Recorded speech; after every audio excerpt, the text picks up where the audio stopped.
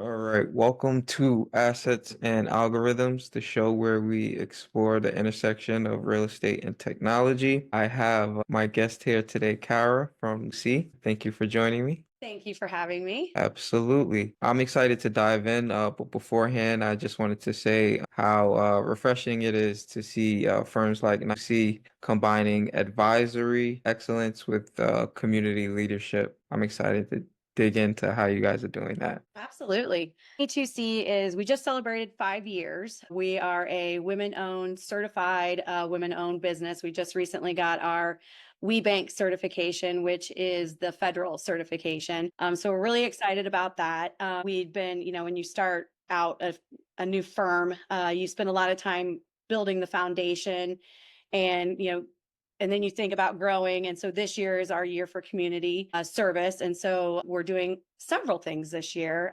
We on the board for the Indianapolis Zoo, so that's something I'm really passionate about and getting more involved with. I'm going to join a committee with them so I can do a little bit more. We're big sponsors of Zubilation, which is the zoo's and probably Indianapolis's best networking evening. It's a night out at the zoo with drinks and food vendors, and we support that by getting a den. And then we're also have a couple days scheduled to go to the Humane Society. We're doing the Hamilton County Humane Society with some volunteer work. And my co-founder, Yumi, is also on the board of Women for Riley, which is the Riley's Children's Hospital. And she's very involved in that as well. So we are really focused on, and now that we've got some time to give to back to the community to really make up for the time lost. Awesome, awesome. That sounds amazing. A ton of community things going on, and congratulations on getting certified federally as a woman-led company. I'd love to dive in a little bit about your daily operations. So you guys are doing work with advisories, and you talked about sponsorships and the civic engagement, of course. What does the typical day look like for you, and how do you prioritize all these different things? It's difficult. We're busy, good, but you can, feel like you're underwater a little bit. So, no, Mhm. our typical day. So, we are a commercial real estate brokerage firm, but we do have different service lines. So, we provide the brokerage services to really anybody with a real estate need. And then we have project management, which is people are more familiar with move management. We help you move into your, if we go out and help you find your space, then we can also help you move into the space, furnish the space, cable, wire the space, audio, visual stuff that you need. So we really take you from A to Z so that you can get into your space and save time and a lot of money, because a lot of those items can be bid out. And so we help that whole bid process and all that good stuff. And then we have a space planning line where we do space plans, what we call budgetary space plans. Right now, there's a little bit of a gap we're filling because architectural design firms are so busy and Mhm. contractors are so busy that in order to move a commercial real estate deal forward, you need a budget. What do you need to do to the space and what's that going to cost? And so we Right. provide that budget plan that we can turn around in 3 days so that at least you can go out and get your pricing. And then we can hand it off to any architectural firm that you want to do your architectural drawings. That's not what we do. So we're actually it's kind of a plus to add on to the architectural firms. So we have that line as well that we just started. So my day to day is I am a broker by day. We also, Yumi and I are both the owners of the company. So there's an ownership hat that we wear. And then working with, right now we are so focused on business development that we are really focusing on getting Yumi and I out there along with Sarah, our business development person, and going to meetings, networking events, fun events, any type of event that we can get out there. So it's a little bit of everything. My days are long and I catch up on all my emails at night, but yeah, then it starts over the next day. Sounds really interesting. Sounds exciting, like you guys are really building. And the service, it sounds fully encompassing, which is interesting and very unique, I'm sure, when it comes to your offerings for the market and your Yes. positioning. That's great to hear. It sounds like you guys have to that point, really filled in a lot of the gaps that you saw in the market interested in hearing about some of the industry shifts that you're seeing in the industry and in commercial real estate as a whole. Sure. For us, we're in Indiana. We're based Mhm. in Indianapolis. Indiana, since COVID, Indiana has seen a shift in a few of the markets, but industrial, I wish I was an industrial broker for the last 5 years. I'll put it that way. It's booming because of Mm, where we're centrally located and our interstate systems getting out to, the surrounding states. We're kind of that Midwest hub, if you will. So mhm, industrial space for people to store and all the goods and the supplies that need to be shipped out quickly. Indianapolis has just become that place that people want to be.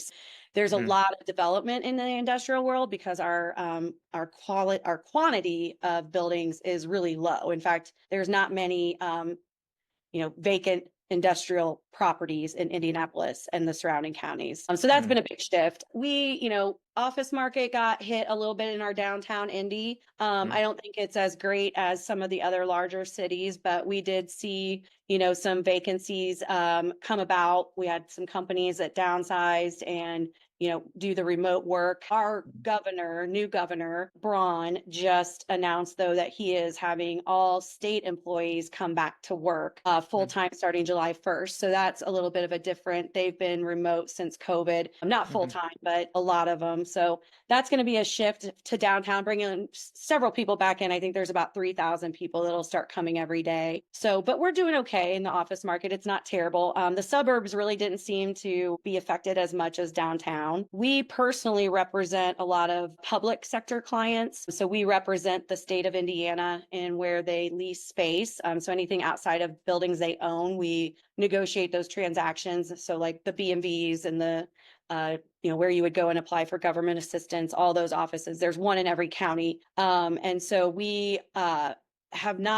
noticed it hasn't really shifted because of COVID. When COVID hit, those agencies needed to be, they had to be open by July 1st of that year of 2020. mhm, They've kind of been open. So our clients have really been serving, the community while they went through COVID and mm. since. So for us, that didn't really change. In fact, we got a little bit busier, which was, not a lot of commercial real estate brokers can say that during that specific period of time. But yeah, those are the biggest probably shifts is our industrial market. I love that answer. A ton of insight in there. I think what stuck out most to me was you touched on remote work, right? And how that Mhm. changed a lot of things in real estate. I think a lot of that was obviously because of COVID, we had to really pivot, but also the technology that allowed us to do that. So I'd love to move over to tech's role in the Sure. growth of real estate and how it's changing the industry. I'd love to hear your thoughts on that. What tools or platforms or partnerships are you guys exploring, and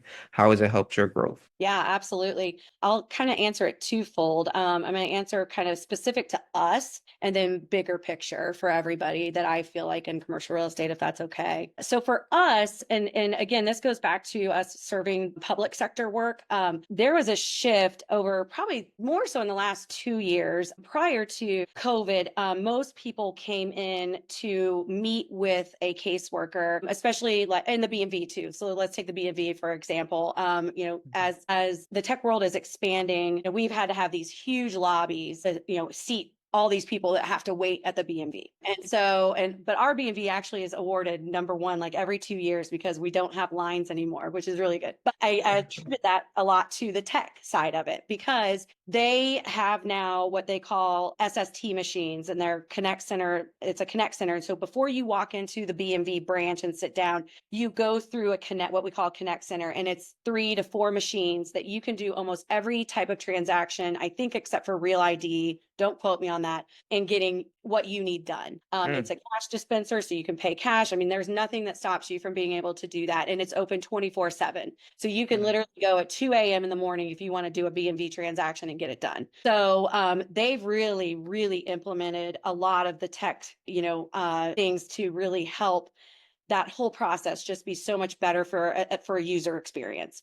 And they've really focused on it. So I think that's been one thing that I've seen on the DFR side. That's where you go to apply for government assistance. It used to be that we've had to have a lot of office space for cubicles and for clients to come in and meet with the state employee to process their paperwork, get everything approved. And COVID really shifted, people had to call in. And Mhm. so that whole mindset that's been there for so long, I mean, since the beginning of time of going in, bringing all your paperwork, it kind of forced the situation for people to figure out how they could get their application submitted without going in. And so, yes, that might be a little daunting of a process for somebody, and they appreciated that. So they're always available for people to answer questions. But what we've seen now is we're able to downsize an office space, which is good for taxpayer dollars because people have gotten used to calling. And so there's still people that come in, there's still going to be people that come in, but a lot less are coming in. So, that's a good thing when it comes to office space because real estate's expensive. And for the state, if we can downsize, then, that's great for us to do that. So that's kind of specific to us. But then outside in the commercial real estate world, me and Sarah specifically have been focusing on what we can do with AI and to help us grow. I mean, we are in super growth mode right now. And so how can we target all of the people that we need to target and target specific people, like people that actually want to see what we're marketing and what we're selling. And so we met with a group that focuses on commercial real estate, and they do use AI to target people through social media and their like the specific user's social media. So they find me somehow on my Instagram and send that message to them. So we're really interested in that. We just did the demo, Sarah did. And so we think we're going to add that to our marketing platform because it reaches such a specific person that's what you need to do. And so that's all interesting. AI still scares me a little bit. There's so much I don't know, but it's cool. Like you learn something, we're using it to research how to, what are the best ways to grow. So we're actually using AI on the research side to help us put together growth plans. And it really, I mean, it's fantastic. It just spits it out and you're just like, oh my gosh, this is wonderful. And then you can just go implement it. So, but yeah, that I would say that real estate in the bigger picture, I think it's all about marketing, using AI to market. I think there will also, we have listing brochures and things like that for properties that we're listing. And that's becoming a lot easier using the AI tools. Right now, we've used Canva for a lot of that, but there's going to be other tools, space planning. There's already a lot of tools out there, AI generated to do space plans. Still, I don't want to ever lose the customer, the person to person customer service, because I think that's super important. Absolutely. So we're trying to, implement, we don't want AI to replace any of us, but we want to use it and we want to use it to our advantage. I think that's a great point you made there. AI shouldn't be replacing people. It should be enhancing what people are able to do, right? You mentioned marketing, research, anything where you can automate or intelligently automate those manual tasks that we Yep. we tend to do so often and take up so much of our time, right? And just free up our mind space to be able to speak to those people and give that personal touch and that personal experience that's necessary in real estate, right? That's Yes. never going to go away. So I yeah, we haven't, I was just going to say real quick, we haven't used a virtual assistant yet here within 92C, but I do have peers in my industry that have a virtual assistant and they swear by it. They're like, it gives you back so much more of your time. That's the valuable time. But I haven't taken that leap yet. yeah, I think virtual assistants are amazing. I've spoken to a few people that, use them and like you said, swear by it. It's definitely a productivity booster as well. So, if you ever want a recommendation, feel free Yeah, to ask. I think I need to be forced into the situation. So, with that being said, I'd like to ask you about what's working well for you guys because you're talking about all this amazing growth, all these great things that you're doing, and I'd like to also hear a little bit about, some of your growing pains or what's frustrating for you Sure. guys. I would say what's working well for us is we have been able to find, I would say, the best people to work with us. Our employees are very they're great at what they do. They're open to, when you're growing, we shift and we go down so many different paths in a day. That Hmm. to have people that can adapt and are okay with, hey, I might be doing this today, but tomorrow we're going to be doing this. We found Hmm. ourselves surrounded by people that are like-minded and really want us. They're loyal employees and they want us, they want to see the growth just as much for us and for them and for everyone. And so it's been really nice to be surrounded with people that can pivot and just do what we need to do that next day, because when you're growing, everything's changed, you're changing. And again, like we added this new service line and everybody was like, yes, let's do it. And so all hands on deck. And so that's probably been one of the best things and the most supportive things that we have is our people. And then I would say for challenges, um, Yumi and I are brokers by day. That's what we've done for 23 years. So stepping into a leadership role and an ownership role, just identifying and making sure that we're wearing both hats, really all the time. I don't know that you can't wear two hats, but you got to wear two hats. Just making sure that we're leading everybody in the right direction. It gets scary a little bit, because you're taking Hmm. some risks, you're investing some money, and that can all be scary, especially when you're a small company like us. And so, that's the biggest challenge is making sure that, you I try to think bigger picture, and then I have Yumi's the more direct, she's more direct day to day. And so I think the two of us together really blend well and we can put together, a good path forward. But just making sure that you've got that right path and you're not spending time on stuff you shouldn't be spending time on and wasting money on things you shouldn't spend money on, and just identifying those things. And that's actually goes back to AI, because we've been using that to help us identify what works and what doesn't. So, yeah. Absolutely. I agree. I think that's a great use of AI to being able to find those blind spots and have it make suggestions or where you can fill that in addition to that marketing piece, that strategic piece, right? Being able Yeah. to map that out. And that's actually a great segue. I'd like to ask about metrics, right? When we're using AI, it's important to really dial in on which metrics are being increased, which metrics are making the most impact.